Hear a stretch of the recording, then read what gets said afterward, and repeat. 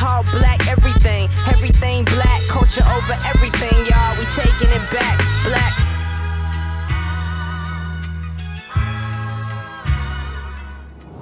Welcome and good evening to this edition of Left of Black Presents Small Talk at FHI.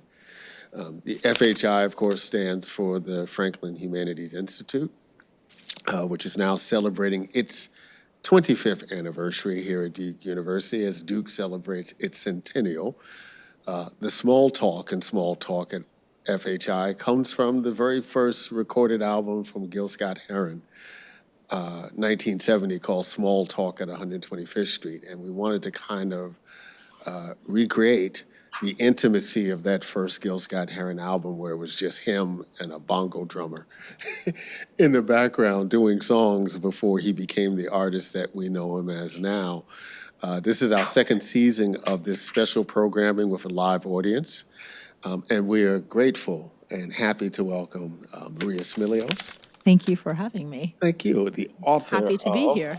The Black Angels, the untold story of the nurses that helped cure tuberculosis. And to tell you a little bit about Ms. Smilios, she is now an award-winning author of The Black Angels. She was born and raised in New York City and holds a Master's of Arts from Boston University in Religion and Literature, where she was a Hemilucci Scholar and a Presidential Scholar. She also taught essay and research writing in the university's writing program. The New York Times Book Review writes of the Black Angels.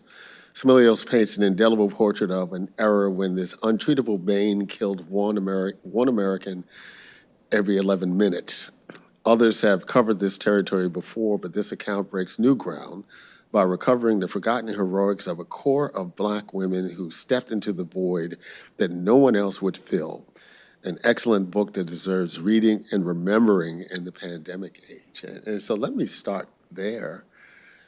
This is the book about a pandemic that occurred nearly 100 years ago that you are researching and writing about, literally during another pandemic. Yep. What was that experience like? So,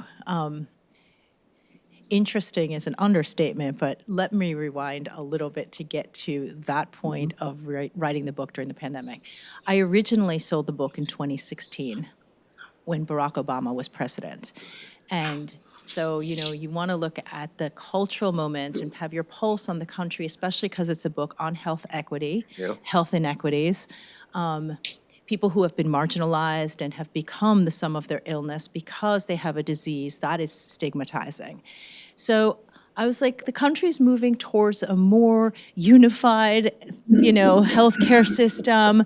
People are kind of getting on board with the idea that everybody deserves good healthcare. So let me write with an eye towards that. And then he wasn't president anymore. And everything kind of fell apart when it came to healthcare, and we started to create this system of the haves and have-nots again. Right. And then the pandemic happened, and I experienced it at Ground Zero in New York City. We were a mile from that famous Elmhurst Hospital that you saw on TV where the nurses were wearing garbage bags. And the lines outside were, people were snaking, people were waiting to get in under these tents. Right. I am the daughter of immigrants. My family came here from Greece, and I grew up about a mile and a half from that hospital, and that is one of the most heavily populated immigrant areas in Queens. And I started, we would leave the house when we started leaving the house, and we would see the morgue trucks and we would hear the helicopters and the sirens, and I had stopped writing. And I thought to myself at one point, like, what am I going to do with this book? Like, here I am living this story. And it struck me one day when I saw those images that this is a book about who lives and who dies based on the zip code in which you live. And I realized that very little had changed in terms of who were the people on the front lines and the people waiting to get care for a disease that was trying to be peddled as a, quote, Chinese disease at the time. And that's what became the heartbeat of the book at that point. So to answer your question, it was both terrifying, but illuminating, because it really clarified the themes I wanted to bring up. For example, masks. Right. who knew that we would be fighting over masks, right? It was absurd, right? It was, you go to the dentist, you wear a mask, right? In New York City, the 7 train moves through an area that's a heavily populated Asian area. I used to ride the 7 train. Masks were worn all the time. Well before the pandemic. Way before the pandemic. Nobody ever said anything. It was like your business. You want to put on a mask, put on a mask. Suddenly it became a big deal. But in the book, there was this whole thing about mask wearing that originally when I read it was like, oh, it'll be 2 lines because who wants to read about masks? And then I landed it on the second page. Tuberculosis, right? And I know there are a lot of young people who have no idea what that is, right? And most Americans even at the time didn't know what it meant, which is why they just called it TB, Yeah. right? Before then it was known as consumption, right? And I'm ashamed to say that it was like only 2 years ago while watching The Gilded Era that I realized that this thing that they were calling consumption is, what I knew as tuberculosis. Talk a little bit about what it meant as a disease globally, but in particularly in the United States in the beginning of the 20th century. So tuberculosis, well, when I was writing the book, people would say, what is it about? And I would say it's about these Black women who help with the cure for tuberculosis. And I get, tuberculosis? What are you writing about that? It's not around anymore. Okay. Or it's not so bad, it's like bronchitis. Or the best was, I have the vaccine. There's no vaccine for tuberculosis. So there's a lot of mythology surrounding tuberculosis, which happens to be the #1 infectious global disease killer in the world. Right. The scary part about it is that there is a cure, and it's the only disease where we can say there's a cure, and it's the #1 infectious disease killer in the world. And why is that? Because the TB-heavy burden countries are like India, Sierra Leone, Right. Southeast Asia. They're away from us. Right. So this othering of people today was the othering of people 100 years ago. Yeah. TB was a disease of stigma, of marginalization, in New York City, the people that went to Seaview were predominantly the immigrants that came from Europe. They lived in the tenements on the Lower East Side. There were 2.3 million people living there, which was then 2/3 of New York City's population, and the African Americans in Harlem. And so you had Harlem up here, Lower East Side here, and so it was bookmarked. And then the other patients were people who lived on the fringes of society, Bowery bums, prostitutes, and this made up Seaview's population. They were considered immoral, uncouth, uncultured, un-American. It was a disease of poverty. And ironically, when in 1882, Robert Koch discovered the microbe and said, this is the cause of tuberculosis. It's not from a miasma in the air. It's not from the devil. It's a bacteria. The beginning of germ theory, that is actually when the disease became stigmatizing, because when they started to look at the populations who had tuberculosis, it was the poor. People, right. And so it became a disease of poverty. And so if you had TB, you were filthy. You were dirty. And it was killing, at the time, in the turn of the century, it was 1 in 7 Americans had tuberculosis. It's, from my memories, it's akin to how we talked about HIV. Yeah, in very those much. early days, right? That the folks who had it were deserving. Absolutely. It is always paralleled with HIV, and it is the first one of the primary comorbidities of HIV is tuberculosis. I want to commend you, the graphic detail in which you describe what it meant, to live in those tenements, right? I think we get the rats and the roaches. I wasn't prepared for the pigs, right? Everything was roaming their horses. And the way that we talk, I actually think about pigs. It's like it's really, and I think it's a compelling part of American history in general that we just don't think about anymore. We think about urban space as dirty and crime. Some folks in the Midwest might think of sin. But we don't actually think about it in the granular way in which people have to live in these conditions. Yeah.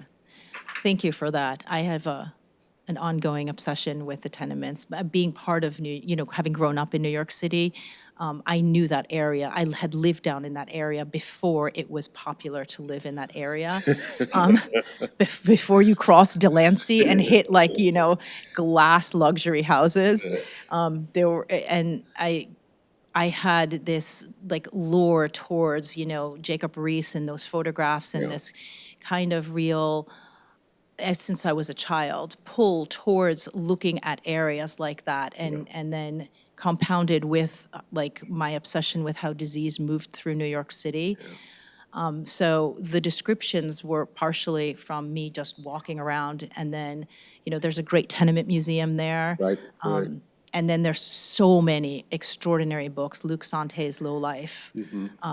But yeah, thank you for that. I think it was important for people to understand that there were 10 to 12 generations of, 10 to 12 people, entire generations who had come over from Europe on these liners, living in these places. And they came, I always say people came here for hope. They wanted a better life, and what they found was sickness, stigma, and sea view. Yeah.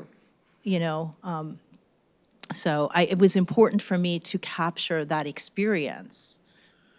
Part of this story is the story of white flight. What happens when life becomes dangerous and untenable for your nominal white person that, because of a range of reasons, has the ability to move on, right? So it is these nurses, white nurses who are working at Seaview, who just decide that they're not going to do this anymore, right? That as white women, young white women in New York, there were so many now more opportunities for them, even in the midst of the Depression, more opportunities for them that weren't going to kill them. Exactly. And it creates this health crisis. Yeah, so when the nurses started leaving, it was at the end of the 1920s.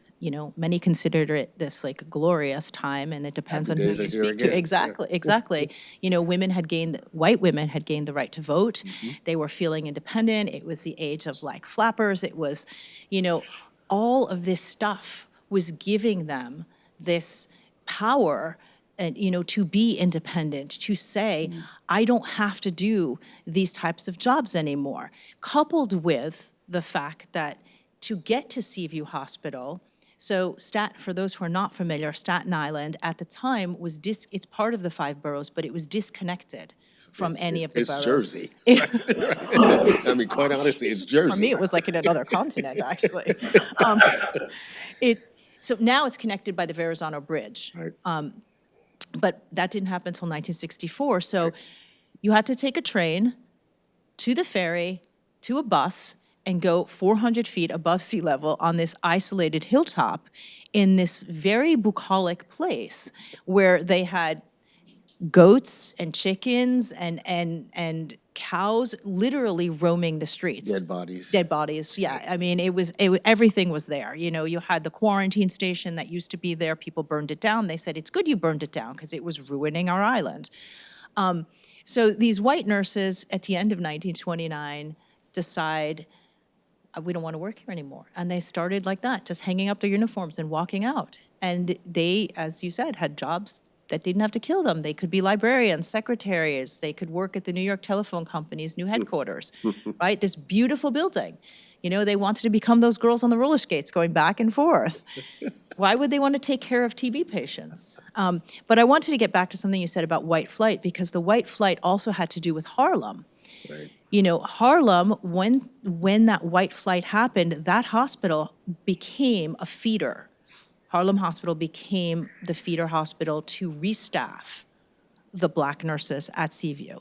And Harlem Hospital had deteriorated into something that, the reports that I was reading that came out of Mayor LaGuardia's reports on the Harlem riots in 1935 were, I just couldn't believe the stuff. If you were Black, you went to Harlem Hospital to die. Yeah.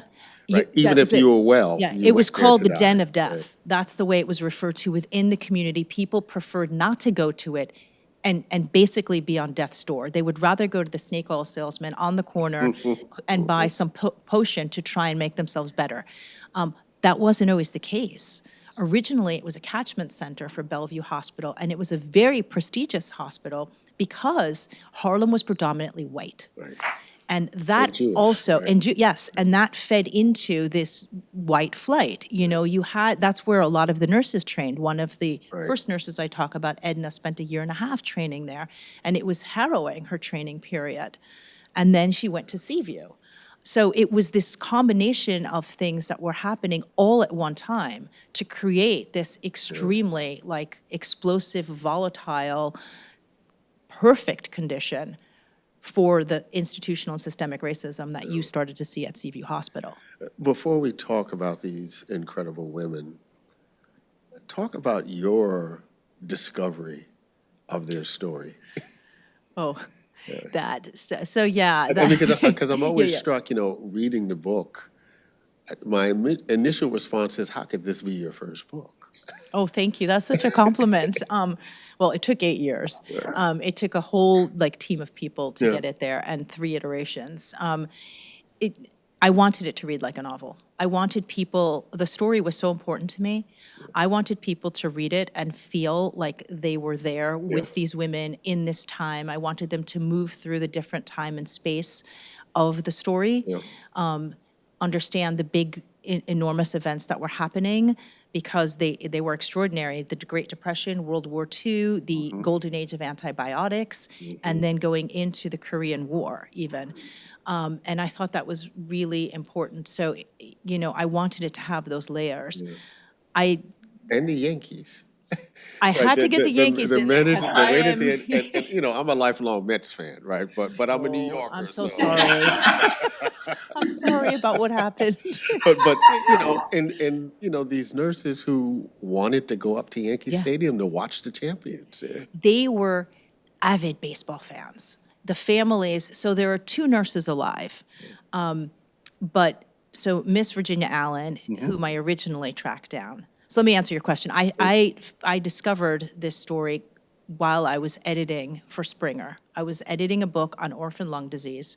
Springer does biomedical sciences. It's a science publisher. And it was August of 2015, and this doctor was going to test a medication for a disease where it was 1 in a million people were affected. And he made some allusion to, he hoped that the medication was as swift as what happened at Seaview Hospital in Staten Island with the cure for TB. And I was like, whoa, what? So I Googled it, and this article came up about the cure. But alongside of it was this other article about this woman, Miss Virginia Allen, and another nurse whose name I can't remember right now, who were part of this cadre of Black nurses called the Black Angels. And I'm like, what is that? And I Googled and nothing happened. And then, you get to this point where you're like, I don't really care where this is going to take me. I just need to find out who these people are, and I can move on with my life. and then... Little did you know. Little did I know, right? It was going to consume my life. And I don't know what you just get an idea one day. I was like, I'm going to call the Staten Island Museum. And the woman who answered the phone, I said, do you know a Miss Virginia Allen and a group of nurses called the Black Angels? She paused and she was like, well, yeah, you don't know her? And I was like, no. And she said, well, we're doing a grand reopening in 4 days, and she's going to be there talking about them. Wow. So I was like, okay. I took my then 4-year-old, and we're like, and my husband, I'm like, we're going to Staten Island. I had been there 2 times in my life. One time a friend got a driver's license, which is a really big deal in New York. She's like, let's go over the bridge to Staten Island. And the other time was to see a tugboat graveyard. So off we go. And we met her, and she's just this extraordinary person. She's very regal in real life, and she's kind of a cross between Maya Angelou and she would have been in her 80s at that point. She was 86 because she's 93 now. No, she was 85 because she's 93 now. And she said to me, email me. I was like, all right.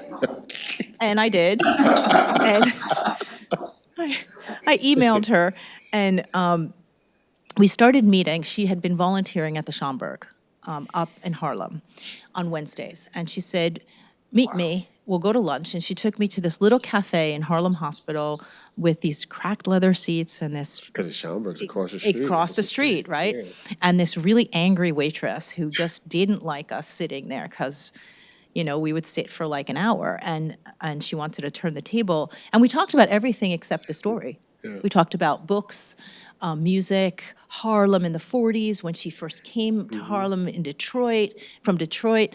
And then when I would leave, she would give me a little snippet and say, come back next week with more information, which would have been fine if there were archives, but there were no archives. And I was like, what am I going to do? So I started researching the broader picture, which became the backdrop. Like, what was nursing? I am not a nurse. I didn't know anything about nursing except that nurses had taken care of my dying mother and father at one point, and they were awesome. And I started reading this history about New York City, the Jim Crowism, the segregation in the hospital system, that only 4 out of the 29 municipal hospitals allowed Black nurses to work. And I was like, whoa. So I would come back and tell her this. And I was like, did you know when your aunt was coming up here during the Great Depression that she lived over here? And her aunt is Edna. Edna. Right. That she lived on 137th Street. And she was like, I didn't know that because she never talked about her past. And so finally, some 6 to 8 weeks into this weekly meeting, she said, don't meet me at the Schaumburg. Come to my house in Staten Island. Now, she lives in the restored nurses' residence that's plopped in the middle of the abandoned hospital complex. So when you walk out the front door, what you see are the hollowed out remains of the pavilion on one side. On the other side, it's the hollowed out remains of the children's hospital where she worked. And that's where the story began to unfold. We walked around and I said, this story is pretty extraordinary. And she said, well, why don't you tell it? And I said, well, how? And she said, I'll give you the names of some of the family members. And so that is how it took off. And then I tracked down Robach's son. He was still alive. Mm-hmm. He gave me his father's trial papers, and then I tracked down the patients. And Robach was the doctor. Dr. Robach was the doctor who oversaw the drug trials. He worked at Seaview for 17 years. He never got paid. He worked for free. Yeah, and he was the one who said, had it not been for the Black nurses, none of this would have happened. His son told me he was in awe of the work that they did. Yeah. So talk about these women. Oh, these women. I feel like most of them have passed. All of them have passed except For Virginia. Right. And there's one other one, Curly. Who, by the way, was a graduation speaker at one of the NYU graduations this past spring. Right, which is like, and I'm sure that doesn't happen without the publication of your book. Yeah, I mean, I'm so happy that she's getting the recognition that they are getting the recognition they're getting, because it became a labor of love. I'm going to be honest with you. I grew really close to these families. Missouria's niece, as a matter of fact, was texting me right beforehand, and I said, I have to go to my event. Because they're going to an event tonight in Staten Island, and I couldn't make it there. And she's like, what should I do? And I was like, I can't do this right now. But anyway, these families were so gracious, and I literally sat down with them, and the first thing I said was, tell me about Missouriya. Missouriya is one of the nurses in the book. She came from this hardline Jim Crow town, Clinton, South Carolina. I spent 5 days down there with her niece and somebody else. It is textbook South, bordered by 2 railroad tracks.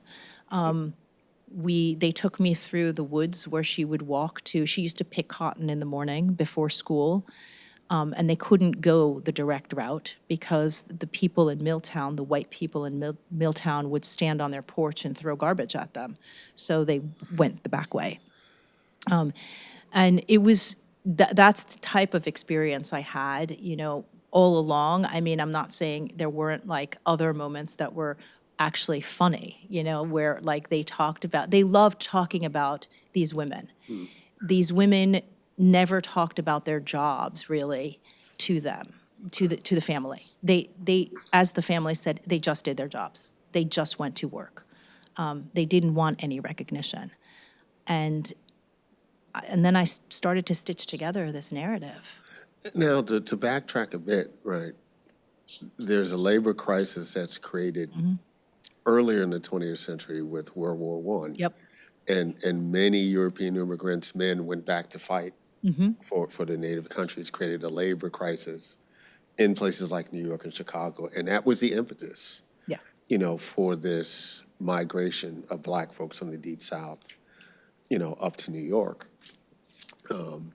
There's something fascinating about the dynamic of the migration piece, right? Because on the one hand, Seaview or many other companies in New York had to tell a compelling story for Black folks to leave their roots in the South to go up north, right? And it's not, it sounds in retrospect, yeah, they would be happy to leave Jim Crow, but they were also leaving a lifestyle that they knew.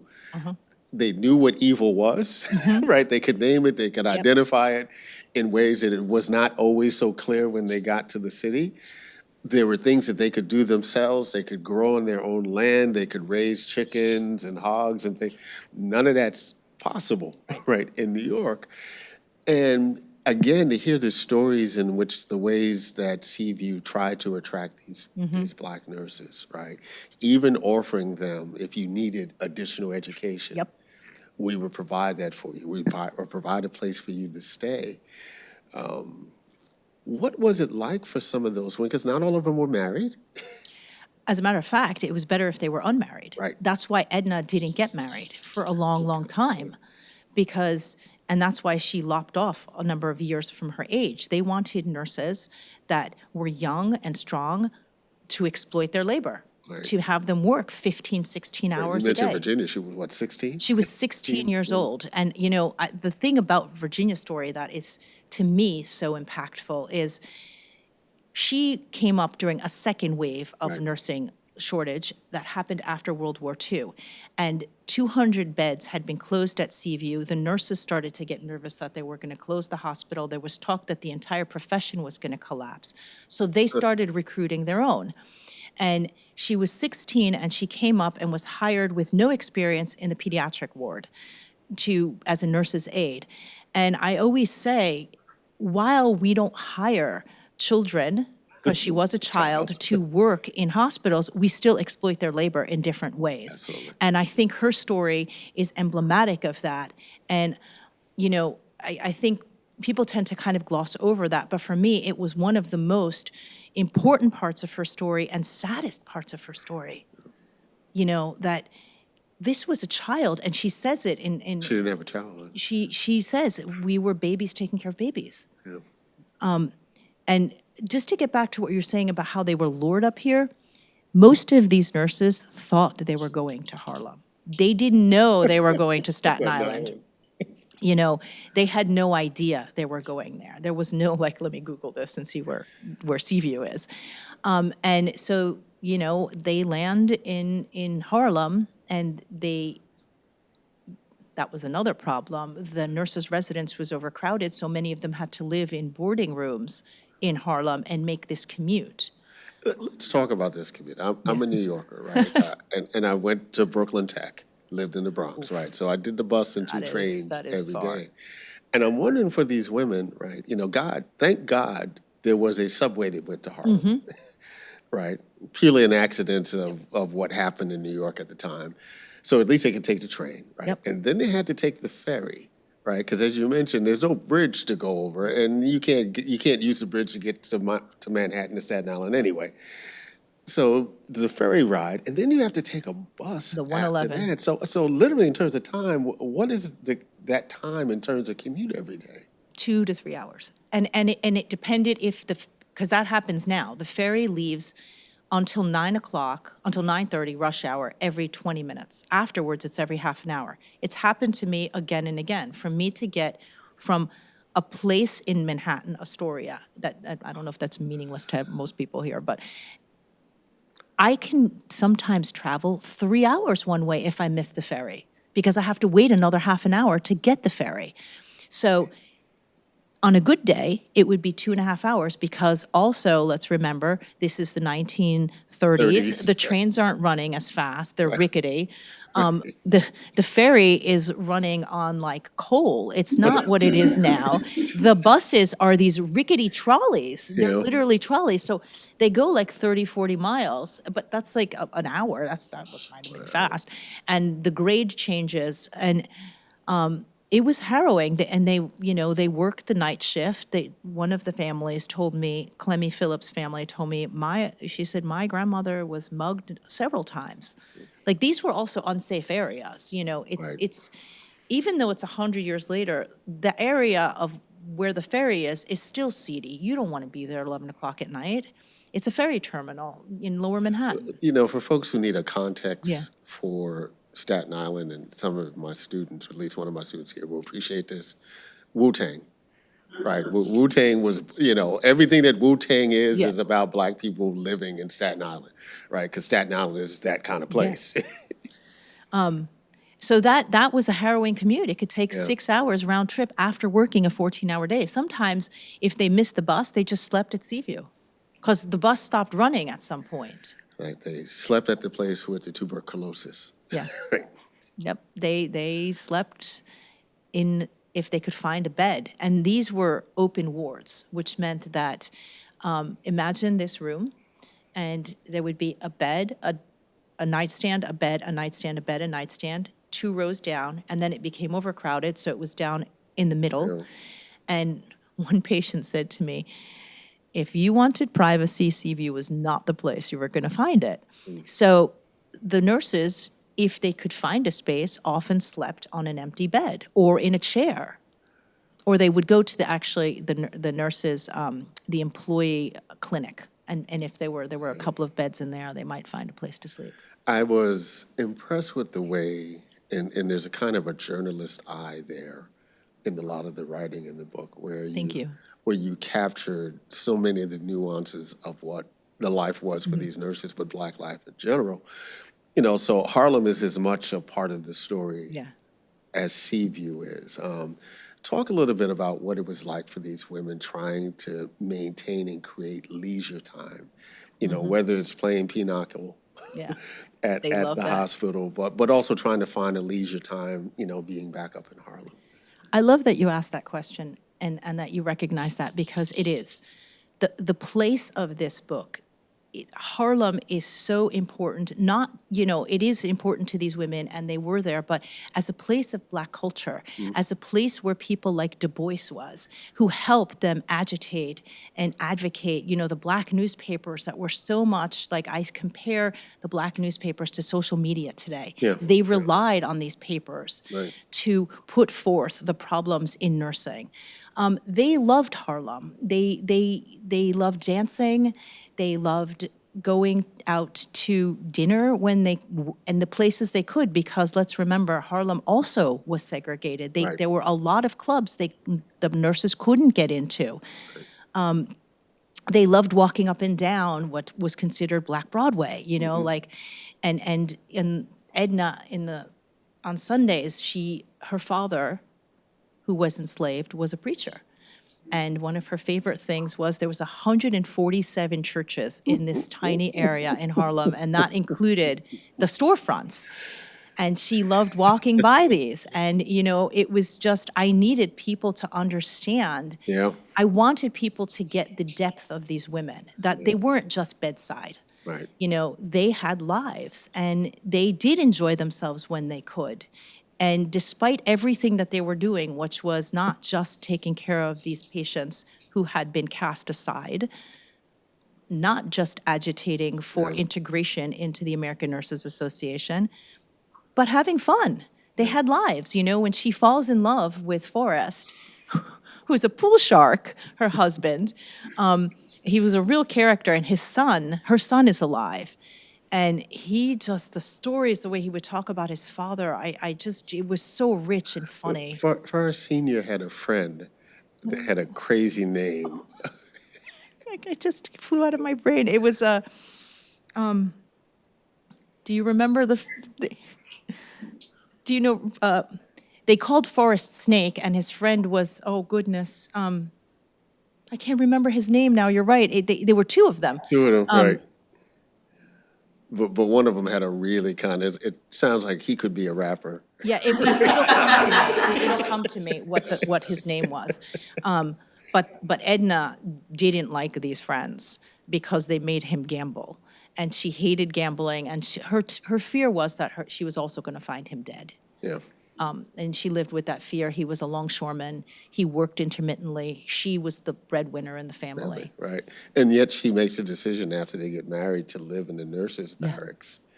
To save money to buy a house. To save money, right? Not knowing what the hell he was doing, right? Up in Harlem. Oh, Mumble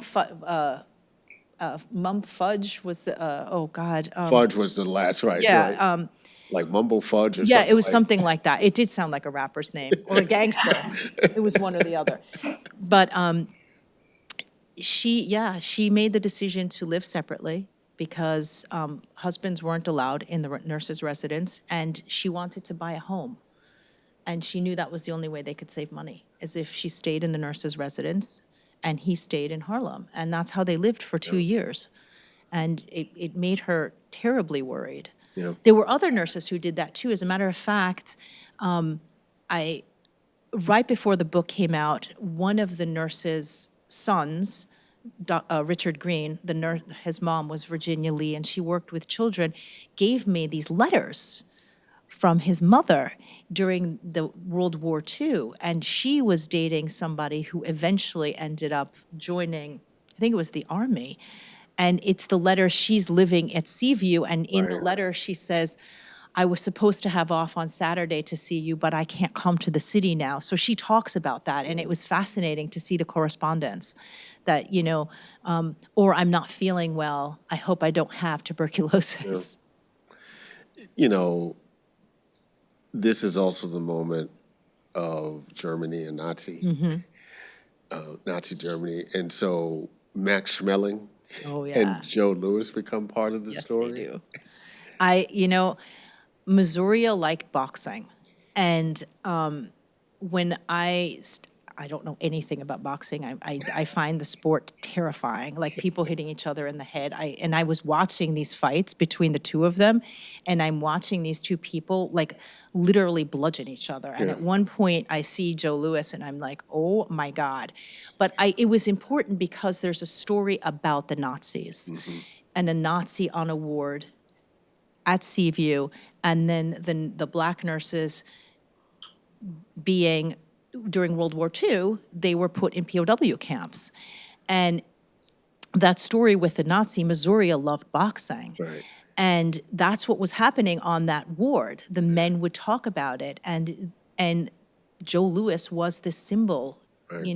It was like, if Joe Louis wins, when you start to read those newspaper articles that were coming out of Harlem, the whole world, it's literally what he said when he went out to fight that day, which I can't remember the exact quote, when he walks into Yankee Stadium that first night. And he says, I felt like I had the weight of Black America on my shoulders, because they were looking towards him as this, well, if he wins, we'll all be free. Yeah, right. It was the same thought that, happened during World War I when Du Bois told, Black men, take up arms and go and fight. Right. And they were like, okay, we're going to go and fight, and we're going to come back and we're going to be free. And instead they were being killed. Yeah. So it was, I needed to put that in there because it not only was part of the story, but it talked about the bigger whole of, what that race went. It was a geopolitical moment, and that was a lot of what was happening with the nurses. If only they could buy a home, they would be part of middle-class America. If only they could become professionals and recognized as such by the American Nurses Association, then they would be respected.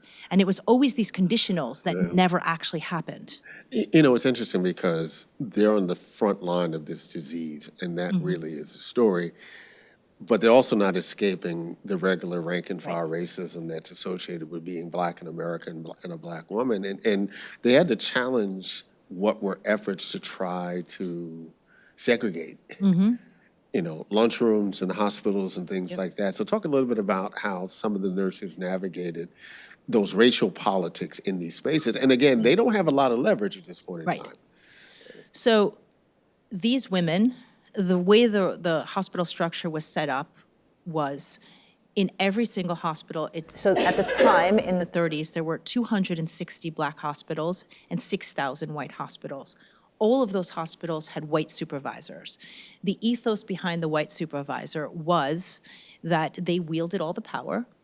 Black nurses, and I quote, this was from the supervisor at Grady Hospital, are immoral, they steal, they can't run wards, which was like madness because they were running most of the wards at Seaview. Right. And so they were these perceptions of black nurses as being completely incapable. Every time they're hired, the white nurses leave. So when they get hired at Seaview Hospital, their supervisor is a woman named Miss Mitchell. She is the daughter of a Confederate medic from Virginia, and she is hired specifically to train and retain the ranks of black nurses at Seaview. And so she is also a product of her environment, Right. And believe me, I'm not a fan of Miss Mitchell's, but I wanted her to be presented in the book as not only a product of her environment, she is a woman who is the second in command at Seaview Hospital under the umbrella of a whole bunch of men who would love nothing more than For her to fail. For her to fail. Yeah. And so she can't fail. She also can't fail because it's going to leave her with no nurses. And Virginia said to me at one point, yeah, as horrible as she was, she trained us really, really well. And we stayed. Now, that's a complicated statement. Miss Mitchell wielded her power in perverse ways. She stalked the nurses in the hallways. She wanted to catch them doing something wrong. She didn't let them wear masks because she said her training at Willard Parker Hospital, which was one of the premier infectious disease hospitals in the country, she said you didn't need them, and masks made the nurses complacent. She said, I saw the black nurses. They roll up the masks and they shove them in their aprons, and they need to be virulent against the microbe. She refused requests for transfers between hospitals. She would make up these stories that, no, you can't do this. Now, the only leverage the black nurses had was the fact that if they started to quit, it would be a problem for her to retrain them. So they had a little bit of leverage. But what they did was incredible. They reached for the black press. They were very close, and that is why a lot of them like to live in Harlem, because they were living right around the corner from the New Amsterdam News, from the New York Age, from these churches, where like Adam Clayton Powell would preach, and, Du Bois was there, and you had Langston Hughes, and you had all of these cultural influencers who came to they were like, you can't treat nurses like this. So what they did, a prime example of what they did, is in 1937, a new dining room opens up, and these nurses walk in, and they see these placards that say whites only. And they're like, well, what are we going to do now? So they stage a walkout. 350 nurses walk out of the dining room, and somebody picks up the phone and calls the New Amsterdam News. And the next day, it's akin to putting it on Twitter, and it goes viral, right? The next day, the mayor shows up with the commissioner of hospitals. They go to Staten Island. They have this meeting, and this all happens within like 15 hours. And Miss Mitchell, and then they say, it's never going to happen again. We promise this is not going to happen again. The placards are removed. And this is how they agitated. It was through the press again and again and again. Whatever was going on, when she refused transfers, they called the press. It was again on the front page. Du Bois's Crisis had done this huge expose at some point, like I think it was 9 pages on the conditions at Harlem Hospital and how the nurses were being treated. And then they would do these opinion pieces on Miss Mitchell, which were, oh my goodness. I mean, they had a field day on her. But that's what they did. They used the press. It was extraordinary. They knew what they were doing. And they knew, I always say, they arrived at Seaview alone, but then they became part of the community, and they knew that nothing would change. And they knew that change took a long time, and they were able to really have their eye on that long game. You know, they knew it wasn't going to be overnight. And I think that's such a beautiful part of this story. There's a cure for TB that shows up in 1952. Yes.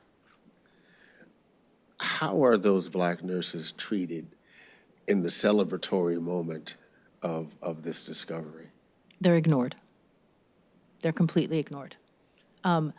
The most iconic photograph of that time is this image that was shot by Nat Fine, who captured Babe Ruth's bowing out of baseball.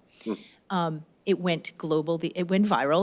It was in every global newspaper, and it shows these women who were very sick, front and center, jitterbugging. These patients who are now, I don't know if you've seen the movie Awakenings. It was literally like that. Like suddenly these people woke up, they were walking, and they had gained 60, 70 pounds. This was like a miracle drug.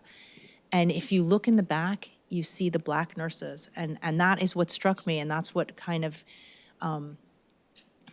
inspired the prologue of the book, where they knew a different story, one that was more complex. Yeah, absolutely. One that was dark, one that was about these, you know, the story existed in Staten Island for a long time. It was a very pretty hallmarky story. Yeah. White nurses quit, Black nurses got called up, the cure was found, yay, right? Everybody is happy. And they knew a different story. They knew what went on in those surgical wards. They knew what went on in the wards of, you know, like how these patients had been stripped of their dignity. You know, one patient said to me, I remember like having these fever dreams. And what I remember is waking up occasionally and having one of the Black nurses, this woman Clemmy, reading The Good Earth to her. Because the young girl wanted to be Mamie, a librarian, and she loved books. And so that's what they did. And she said, they gave me my dignity back. They weren't afraid of me, you know? But I want to add that the nurses themselves, Seaview was a place where not just the patients were considered second rate, the nurses were. And that was made evident, and I say this early on in the book. There was a meeting with the director of hospitals in 1933, and there were 300 people in this room, and this young Black nurse, Celeria Key, stands up and says, Mr. President, why do you send Black nurses to Seaview? And he said, well, the reason we send Black nurses to Seaview is, quote, because in 20 years we won't have a colored problem in America because they'll all be dead from tuberculosis. And so the nurses were considered as expendable as the patients. This was Goldwater. No, it wasn't. It was the president of hospitals, and we could not find his name, which is why I left it as, but he was another, he was his own. So like, he said the quiet part out loud. Yeah, he said the quiet part out loud. And that nurse ended up, Celeria Key got demoted the next day because she challenged him.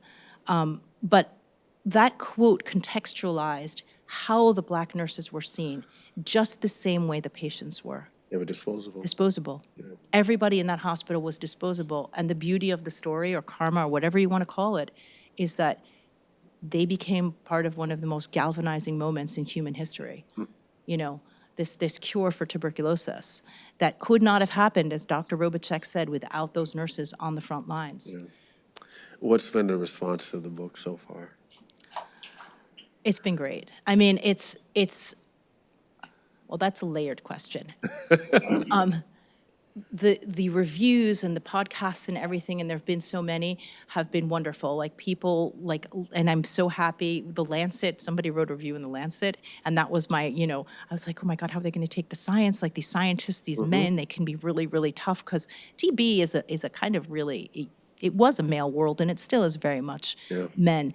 And the review said, you know, she is a rigorous scientist and an exquisite writer, and I felt like I had won gold. Publishing is weird, you know.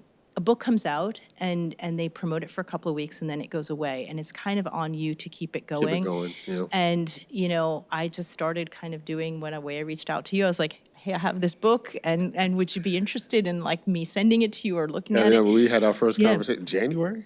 No, it was before that. I think it was like November. Yeah. But it's been wonderful. Like, you know, I've given so many talks in so many different capacities. And now it's kind of, my agent says, you got to give it a year it's been a little bit over a year to grow its own legs. Right. And to move through the world. And it'll come out in paperback and. They're holding back on the paperback, which is fine. At some point it will come out. In London, it came out in paperback. And it's actually, London doesn't like these types of books. They like their big fat tome autobiographies, but they like this book. They really do, because they've had their own nursing crisis there, the Windrush thing. But it's been wonderful. The response has been like wonderful, and I love that the nurses are getting their recognition. It's like the hidden figures of American medical history. It is, and my dream is that they get a Presidential Medal of Freedom one day, or that they end up in the African American Museum and a couple of movies. Smithsonian. I hope so. The movies I'd love the movies. But yeah, it's been wonderful. Thank you. We're going to open it up to the audience for any questions. Dr. Du Bois wrote his article, Closed Ranks, and eventually he took it back because he found out that the white nurses would not touch black soldiers overseas during World War I. I'm wondering that the reason the white nurses would not have left because they didn't want to touch a black patient at that time. Could that have been a reason why there was a lot of left nursing, because they were dealing with black patients? At Seaview? Yes. So I didn't read anything. Well, there were no archives for me to read anything on, and I couldn't find any white nurses that had actually worked at Seaview that were women. I actually tracked down 2 that were men, and they said to me that was not a problem. The bigger problem was they had watched their colleagues get so sick, and this was before the advent of any kind of drug, even before antibiotics. So staph infections, strep infections would kill people. Right. That being said, I can't say it's not true, given what was happening at the time and, the way the relations between, African Americans and white people. So I wish I could give you a more pointed answer. And you talk about the antibiotic moment with Franklin Delano Roosevelt Jr., who had strep throat. Yeah, and that is again a big example of privilege. Yeah. And who gets care. The FDRs Son came down with this infection, and the only thing that would cure it was this drug Prontosil. And his mother, Eleanor Roosevelt, was like, it wasn't available in the United States. It was available in Germany, and the U.S. had rejected it because they didn't want any drugs coming out of Hitler's Germany, and this was in 1937. And they had tried to keep it quiet for 2 years, and they had, and she's like, I want the drug. And they're like, we don't know how to dose your son. He's going to be a guinea pig. And she said, well, he's going to die otherwise. And that is what happens today. You have money, you can try these drugs. And I thought that moment was very important as an indication of, once again, you have money, you get what you want. Right. Well, I guess another question. How much were these nurses paid?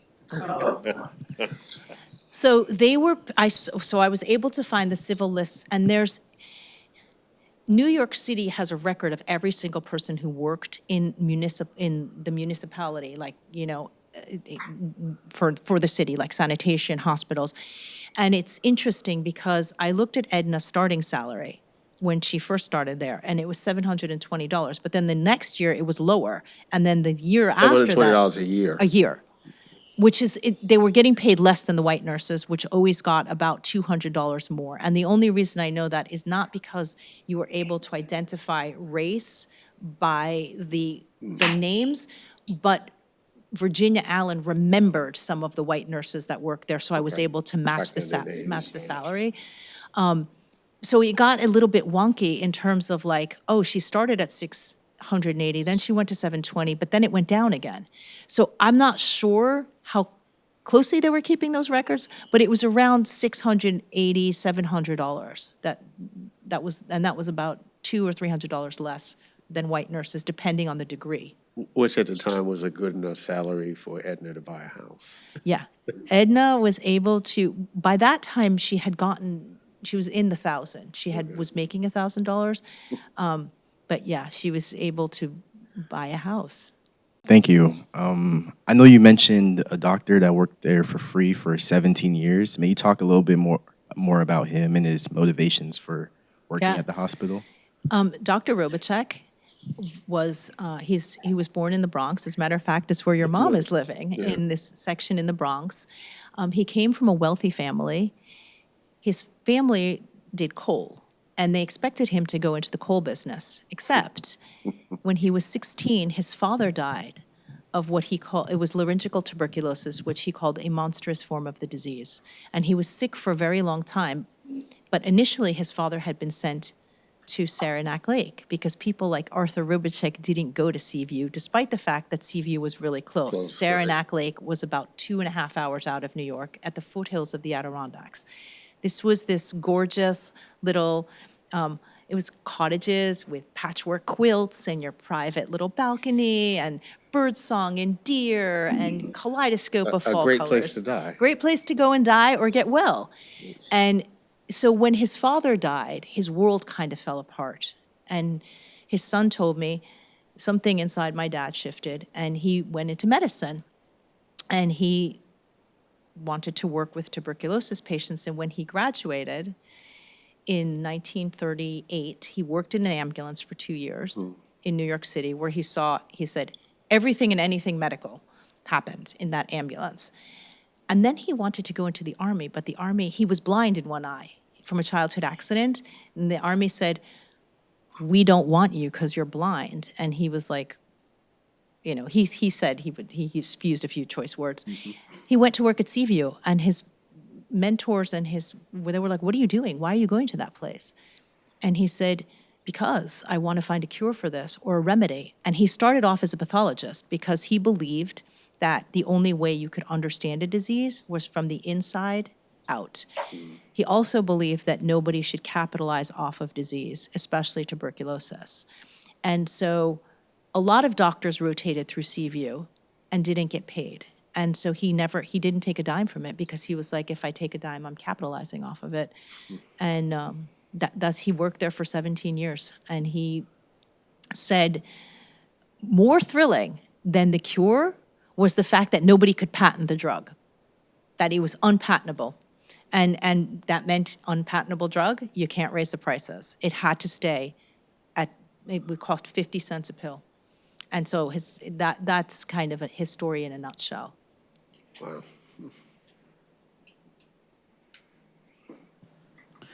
Can you talk a little bit more about, you know, when you look at the New York City hospital system today, or any hospital system, how the Black Angels really drove that innovation of like integration and like, you know, So that's another layered question, but just to condense it. When Mayor LaGuardia was elected, he was this Italian immigrant. He was tiny. He had a funny voice. And he was beloved, you know, and he was beloved by the Black population and by the immigrant population because he really was for the people. He was one of them. Right. Yeah. And he came in and he hired this, he knew that the hospitals were segregated. He wanted to get rid of it. And he knew that it was affecting the Black population. And so he hired this guy Goldwater, who he believed was going to desegregate them, except Goldwater ended up being this, you know, bold-faced racist. I mean, he didn't mince words. He would say it to the press. You know, Black doctors and nurses should not be working in the municipal hospital system. This is why we have a shortage. And so at one point, you know, this young Black nurse took him on. She was denied entry into Bellevue Hospital. This young woman, Alice Green from Atlanta, Georgia, applied, and she got back a letter saying, we don't have a program for, quote, Negro nurses, apply to Lincoln Hospital. And she didn't want to apply to Lincoln Hospital. She wanted to go to Bellevue. So she did what every other nurse did. She got in touch with Roy White at the NAACP and said, help. And they mounted this campaign, and they brought Goldwater to court. It took 4 years, and they forced him to resign because they unmasked him as this racist. And then LaGuardia said, I'm done. That's it. We're desegregating the hospital system. And so the work of these nurses and this one young nurse who was the kind of Pied Piper, but also it was a national organization of colored graduate nurses that had been agitating for years, you know, and finally he was like, I'm done with this. This is ridiculous. And he did it. I mean, it was also political. You know, he also knew that he was losing the black vote. Right. Because it was election season was coming up, but that's why it happened. He It was needed to be these women. responsive. Yeah, he needed to be responsive. What's next for you? Yeah. I always feel like that's bad form for someone still, glowing in the aftermath of a book. No, I but- need to move on because it's kind of consumed my life. I can always say that I'm going to move on, and then I don't move on. I'm thinking, so yeah, it's a big idea now. It's not quite formulated, but both of my parents died of cancer. And for different reasons, they couldn't get long-term health care. And so when I was, 24, I went from reading Shakespeare to doing bedside nursing for my mother who was dying. And it was astonishing to me at the time. And then I repeated that again with my grandmother who had Alzheimer's and my father. And I started, through the book, really diving deep into the healthcare system of America and caregiving and this crisis that we're in. So I think I'm working on a book on the caregiving crisis in America because it's catastrophic what's happening with lay people being tasked, unqualified and unpaid. Right. Like, I just take remember care. saying to this nurse, well, how is she going to take a bath? It was a social worker. And she said, well, you give her a bath. And I was like, me give her a bath? And she said, yeah, I'll show you how to do it. And I was like, what? Like, what do you mean you're going to show me how to do it? And they did. Yeah. They were like, because there was nothing else to do. With my grandmother, they said, she owned this home. And I said, oh, so in other words, if she were destitute, She'd the get nurse sick, would come on the right. corner of 33rd and Ditmars, right? That's what would happen. They said, basically, yes. So that's it. I mean, I think I'm going to stay in this field. There's other projects that I want to do, but I feel this burning desire to kind of try and make it a national conversation. Was there a story about the Black Angels that you wanted to tell that didn't make it into the book? Oh, there were so many of them. And the one I really wanted to tell that just, I fell in love with was Edna's father, RV. His story of how he walked off his plantation, his history of where he went. Like, I don't drive. So I had told my husband, drive me to Savannah. We need to go. And we went to That's this a hell place. of a drive, by the way. We went to Wilkes County, Georgia. And whoa, that was, what an experience. But we went to where his plantation was, and we looked at what he had to do and how he went through this forest, which was probably way thicker than it is now. Yeah. And the only escape was to go down this river to Savannah. Either, I don't know how he did it in 1899, if he got on a boat, if he walked, it was a combination. But his story was so extraordinary, and it was so rich. And I think it totaled like 10,000 words, and it got whittled down to maybe like 2, just for space and to move it forward. But that story of him was the one that I was like, please. And they were like, no, there's no more room. How have the families responded to the book? Oh, they are so happy. Missouri's family, I was saying, Eric did such a great job of promoting this by choosing these different stories of nurses who never get spotlighted. Right. And I was sending the pictures to Missouri's, niece, and she was almost in tears. And then to the daughter, Richard Green, I was like, look, your mom is on social media, because they're not on social media. They were so happy, and they're so happy that the nurses are being recognized, finally. A lot of them are deeply religious people, so they do believe. These are older women, too. They're all in their 80s, most of them. They do believe that it is, it's Aunt Luli's looking down, and, So it's been wonderful. They're just so awesome. They're just such wonderful people. Thank you for this, Maria. Thank you for having me. This was so much fun. It was so wonderful. Thank you, everyone, for coming out and listening. Thank you again. Thank and you so much. everybody. Thank you. Blacks, they be hyping, I'm the light that lit your match. A black watch for all the times I watch MTV raps. Black lights and booze burn when I record for Watts. And every black like Troy